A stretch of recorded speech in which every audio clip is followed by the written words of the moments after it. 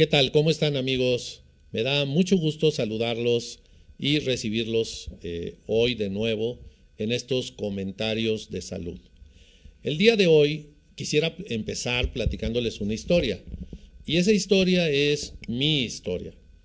Hace 40 años, ¿sí? Empecé mis estudios de posgrado de pediatra en el Instituto Nacional de Pediatría. En ese momento, para poner un contexto, era el año de 1985, ¿sí? Y un grupo de jóvenes muy entusiastas habíamos competido para conseguir un lugar en este lugar prestigioso y nos habían aceptado para empezar nuestra especialidad en pediatría. En esa estancia, que fueron 3 años, pude conocer a grandes amigos ahora que somos a lo largo del tiempo, y uno de ellos está con nosotros. Él es el doctor Aarón Pacheco Ríos, y el doctor Pacheco, además de haber sido compañero mío de la especialidad en pediatría, él tiene estudios de posgrado en infectología pediátrica y además tiene un diplomado en enseñanza en medicina. Pero la parte que hoy quiero compartir con ustedes y comentar con Aarón es que desde hace 20 años él se ha dedicado a la enseñanza de la pediatría. Ha estado en lugares muy prestigiosos donde se forman pediatras, y él mismo formó parte de esta generación de 85, formándose como pediatra, y ahora a él le toca, como parte de sus estudios, trabajar evaluando a los pediatras, viendo sus competencias y facilitando la enseñanza de la pediatría en al menos 2 grandes instituciones. Él estuvo muchos años en el Hospital Infantil de México y ahora está en el Instituto Nacional de Pediatría. Y no tengo más que agradecer mucho su presencia aquí y el que nos pueda platicar sobre sus experiencias en este tema tan particular como es la enseñanza de la pediatría en México. Te quiero dar la bienvenida, Aarón. Muchísimas gracias por aceptar la invitación. Y yo quisiera que empezaras, si quisieras, en haciendo una pequeña semblanza de cómo era la enseñanza de la pediatría en 1985, cuando estudiamos juntos en el Instituto Nacional de Pediatría. Platícanos un poco qué experiencias recuerdas de aquellos tiempos, cómo era la enseñanza.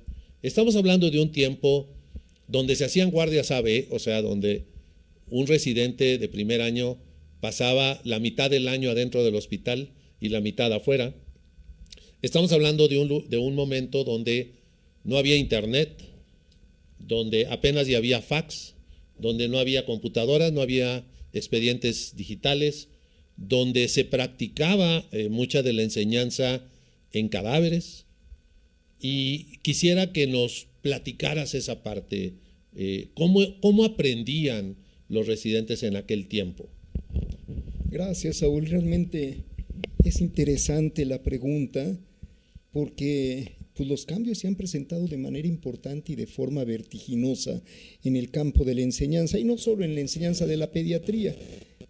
Si recordamos cómo era nuestra enseñanza hace 40 años, cuando nosotros decidimos ingresar al Instituto Nacional de Pediatría, pues seguramente recordarás que es un hospital con una rigurosa disciplina, era un hospital extraordinariamente riguroso en la disciplina, en donde la normatividad de las guardias en ese momento en el Instituto Nacional de Pediatría era que teníamos que tener un día de guardia y una tarde de descanso, porque ni siquiera era un día completo. Teníamos la guardia y teníamos que salir hasta la tarde del siguiente día y solo descansábamos esa tarde para volver a enfrentarnos a una guardia completa el siguiente día.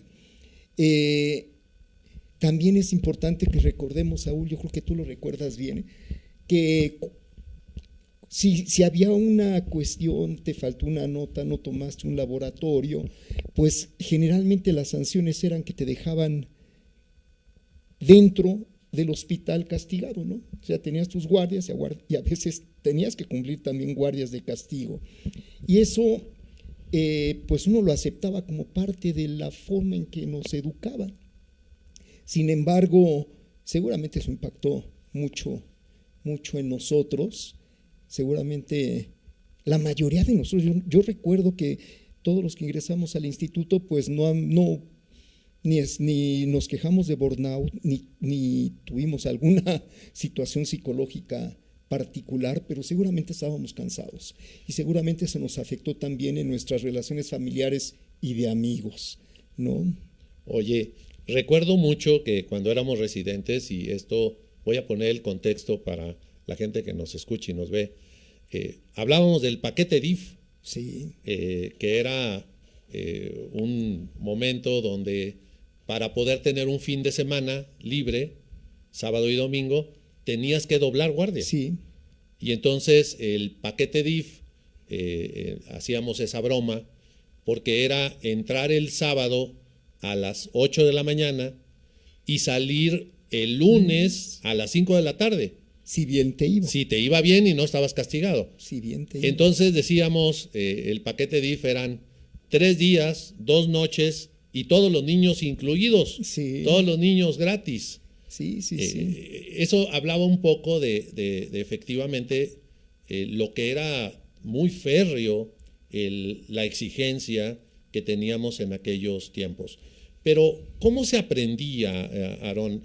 En aquellos tiempos no teníamos teléfono celular, las entregas de guardia se hacían dictadas y se anotaba en papel. ¿Cómo aprendían los residentes de pediatría? Y de una vez, si quieres ir adelantándote, ¿cómo era la guía de los temas que tenían que aprender los pediatras en aquel tiempo? Si existía alguna guía oficial de la UNAM o si había alguna guía particular que siguiéramos. Pues fíjate que es interesante lo que mencionas porque aprendíamos a través de los libros de texto. Íbamos a la biblioteca. Si tenías la fortuna de tener el libro de texto, pues estudiabas en el libro de texto. Si no, ibas a la biblioteca a buscar los libros y a pasar un tiempo en la biblioteca. Era algo complejo tratar de conseguir la información en artículos, porque pues las bibliotecas, recuerdo la biblioteca pues a la que acudíamos con frecuencia, era la biblioteca del siglo XXI, la biblioteca propia del Instituto Nacional de Pediatría, que tenía una particularidad, si tú la recuerdas, es que tú podías pasar al acervo y revisar las revistas en el acervo. Eso de alguna manera te ahorraba el tiempo de llenar un papelito, el que el bibliotecario revisara si existía o no existía la revista, para que al fin te pudiera entregar tu artículo en copias. Éramos muy afortunados los que estábamos en el Instituto de Pediatría, sí, pues porque teníamos un acervo bibliográfico, sí, pues teníamos una biblioteca, porque teníamos un lugar de donde poder dormir, sí, teníamos un comedor, cosa que eso era raro en aquellos tiempos. Sí. No era común en otras instituciones. Entonces, los pediatras en aquellos tiempos, lo primero es que tenían una enseñanza muy tutelar, ¿no? O sea, se enseñaba sobre el paciente. Sobre el paciente, los profesores estaban presentes en el pase de visita, te enseñaban, muchas veces te enseñaban a revisar el paciente, revisaban tu nota, te hacían los comentarios al respecto, e incluso si recuerdas, tus principales profesores eran tus residentes de mayor jerarquía. El residente de mayor jerarquía era quien te tenía que revisar el trabajo que habías hecho y quien te daba el visto bueno y decidía si pasaba tu nota o si te la hacía repetir, ¿no? Pero tenías vigilancia y supervisión en tus actividades de atención a los pacientes. Y respecto a lo que mencionas, ¿existía alguna guía? Pues el instituto nos daba una guía de los temas que deberíamos de revisar a lo largo de los 3 diferentes años, pero a pesar de que en nuestro curso universitario no existía un programa universitario que fuera similar para todos los hospitales que formaban pediatras. El Plan Único de Especialidades Médicas pues empezó a funcionar ya por lo menos una década después de que nosotros salimos, ¿no? En 1997 aproximadamente, en donde ya hubo un temario dirigido por la Universidad Nacional a través de la Facultad de Medicina y la División de Estudios de Posgrado, en donde ya se enseñaba todo lo que debía de aprender el pediatra en formación con el mismo temario en todas las sedes hospitalarias. Yo creo que eso sí vino a beneficiar muchísimo la formación del médico pediatra en nuestro país. Pues lo primero que logró fue homologar la exigencia académica, cuando menos claro. Las clases, los temas que tenían que revisar claro. En todas las sedes. Yo recuerdo en esos años haber participado también en la formación del Programa Único de Especialidades para Neurología Pediátrica, que era lo que me tocaba a mí. Claro. Y platícame hoy, creo que podría ser muy interesante, tú que has vivido todo este proceso, y no solamente pues que lo vivimos como residentes y demás, sino que después has estado inmiscuido en los programas de enseñanza. ¿Cuánto ha influido ahora en la enseñanza de la pediatría estas nuevas tecnologías, Aarón? El tener un celular en la mano, el tener una tableta, el tener los expedientes digitales, el que puedes sacar un artículo prácticamente al momento, el que puedes tener acceso a las mejores revistas, incluso a pláticas del extranjero, a tener contacto con residentes en otros hospitales. ¿Cómo ha influido eso en la enseñanza del pediatra? ¿Se lo ha facilitado? ¿Se lo ha complicado? ¿Cuál es tu opinión? Yo pienso que definitivamente las nuevas tecnologías que tenemos, el teléfono celular, una tableta, una computadora portátil, te permite tener acceso a la información médica de una manera inmediata. Tú puedes tener acceso al artículo o al problema que requieres buscando en tu teléfono o en tu computadora para obtener información precisa sobre la pregunta particular que tú tienes, ¿no? Si uno analiza esas cosas, pues el impacto es bueno, ¿no? El impacto es bueno para tu formación, porque ya no tienes que estar perdiendo mucho tiempo esperando a que te bajen el artículo, a conseguir la revista, que muchas veces estaba prestada y que no la podías tener disponible. Entonces, la información académica, la información médica que impacte en la atención de los pacientes que atiendes, pues se facilita, definitivamente se facilita. Pero también debemos ver que algunas cosas no son tan bien utilizadas, ¿no? Es el expediente clínico electrónico. El expediente clínico electrónico, pues es una maravilla. Es una maravilla. El Instituto Nacional de Pediatría tiene su expediente clínico electrónico, pero todavía algunos procesos se llevan en expediente físico. Pero el expediente clínico electrónico, que en algunas ocasiones puede ser, pues, un modo adecuado y apropiado de llevar a cabo tus actividades asistenciales, pues acaba siendo mal utilizado en muchas ocasiones, o en algunas ocasiones, no en muchas, en algunas ocasiones, ¿no?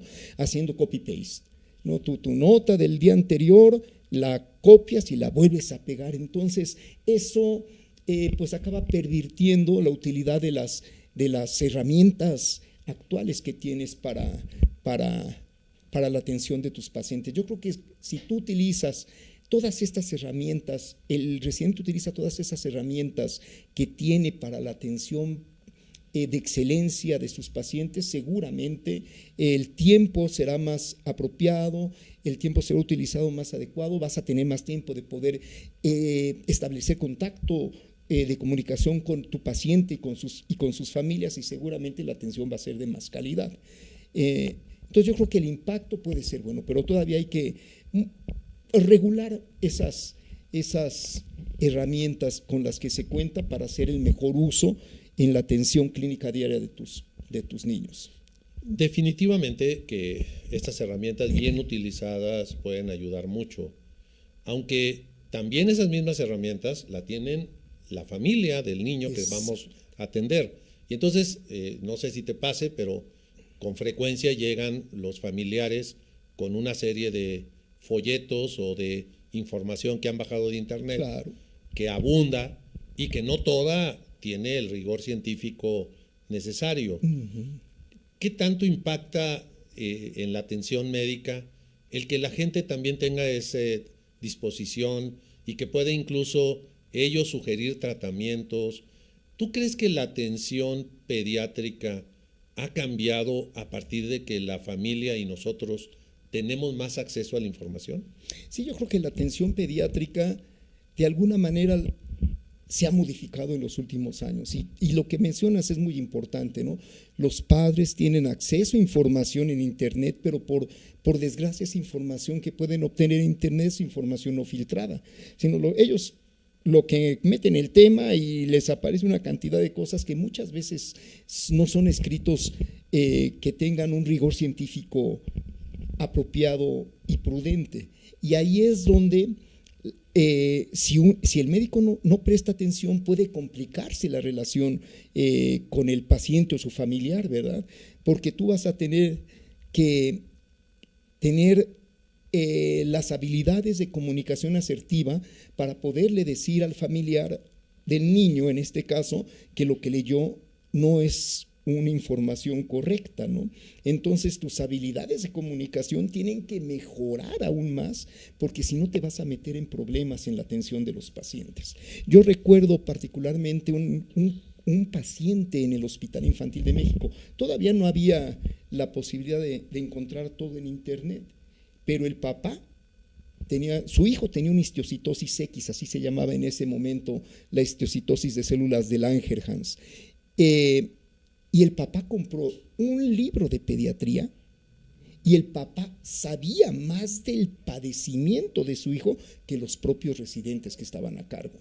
Entonces, eso al residente o al médico tratante lo ponía en aprietos, porque el papá sabía las dosis de los medicamentos, los problemas que podía tener su hijo, etcétera, etcétera, etcétera. Estaba informado porque había comprado un libro de texto de pediatría, eran unos papás profesionistas que conocían perfectamente eso. Y eso, si lo trasladamos ahora en la actualidad, pues ahora es todavía más complejo, porque los padres no pueden filtrar la información. Muy bien, pero hablamos de estas familias bien informadas, que con un afán de mejorar la salud de su hijo, se informan, aprenden.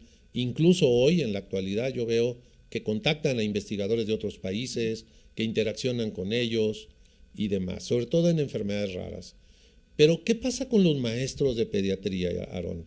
Los maestros de pediatría ahora, pues, tienen estos alumnos que ven y van al chat GPT, que tienen suscripciones a revistas internacionales, que tienen por ahí hasta otras formas obscuras, diría yo, de conseguir información científica de primera línea, como son bibliotecas universitarias y muchas otras cosas más. ¿Qué sucede con el maestro de pediatría actual? ¿Tiene que estar mejor preparado? ¿Tiene más exigencia? ¿O estas nuevas tecnologías le facilitan el trabajo? Fíjate que yo creo que ese es un tema importante. Yo creo que en algunas ocasiones el residente que esté en formación pues tiene más conocimiento de los aspectos tecnológicos que pueden utilizar en la atención de sus pacientes. Y a veces los profesores pues no hemos estado tanto en contacto de cómo poder obtener información o los últimos. No somos nativos. No somos de nativos de la computadora, de las tecnologías digitales. No somos nativos y a veces nos cuesta mucho trabajo lo que a ellos con un clic te obtienen. Todos los residentes que están en el Instituto Nacional de Pediatría, en todos los hospitales que tienen reconocimiento universitario, tienen acceso a la biblioteca virtual de la Universidad Nacional Autónoma de México, que tiene todas las revistas y libros que te puedas imaginar. Entonces, con su clave de alumno, entran a la biblioteca virtual y pueden tener la información que deseen. Pero también es importante, yo creo, que hay que mencionarles que pues, no se trata de leer solamente, sino hay que darles técnicas para que ellos puedan hacer búsquedas que respondan preguntas particulares que tengan con sus pacientes. No se trata de leer para ser erudito, sino se trata de leer información médica que te pueda resolver problemas clínicos con tus pacientes. Entiendo que, digamos que a pesar de que tengas acceso a una gran cantidad de información, necesitas la directriz de un maestro que te diga cómo lo debes hacer, cuál es la información importante, cómo debes de ordenarla, cómo debes de jerarquizarla para poder tomar las mejores decisiones con tu enfermo. Desde luego. Sí, no somos nativos de la computadora, pero tenemos experiencia. Sí. Y yo creo que eso de alguna manera compensa el que nosotros sí podemos tener un papel importante en la formación de los médicos. Y un punto bien importante que yo creo que no debemos de olvidar es que debemos de educar con el ejemplo. El currículum está en el Plan Único de Especialidades Médicas y ahí vienen los temas que debes de aprender, pero hay el currículum oculto, que es de lo que muchas veces aprende más el residente y que es algo que no está escrito, ¿no? El educar a los residentes con el ejemplo, yo creo que es algo bien importante. Tratar con respeto al paciente y tratar con respeto a los familiares es algo que si te ven que lo haces, lo van a aprender. Pero si te ven que tú maltratas, que tú cancelas la cita porque el paciente llegó unos minutos tarde, porque quién sabe desde dónde viene, que no lo dejan pasar al hospital porque trae otro niño, pero no tuvo dónde dejar a su otro hijo, en fin, todas esas cosas yo creo que nosotros debemos de ser capaces de poder educarlos con el ejemplo. Yo creo que es vital el modelo de rol. Me quedo con ese mensaje, me quedo con el mensaje final de decir, la educación pediátrica ha evolucionado, tenemos mejores herramientas para poder aprender y poder tratar a los pacientes mejor, tenemos disponibilidad de grandes bibliotecas, pero el tema fundamental que nunca debemos olvidar es tratar a la familia y al paciente con decoro, tratar al paciente con respeto, y esa parte no se aprende de otra forma que no sea por imitación de los maestros. ¿Sí?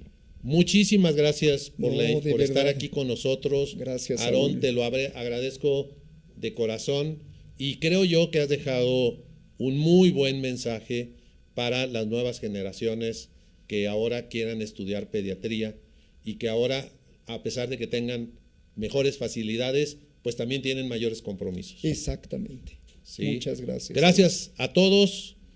Se despide de ustedes Saúl Garza y los espero en las próximas Crónicas de Salud.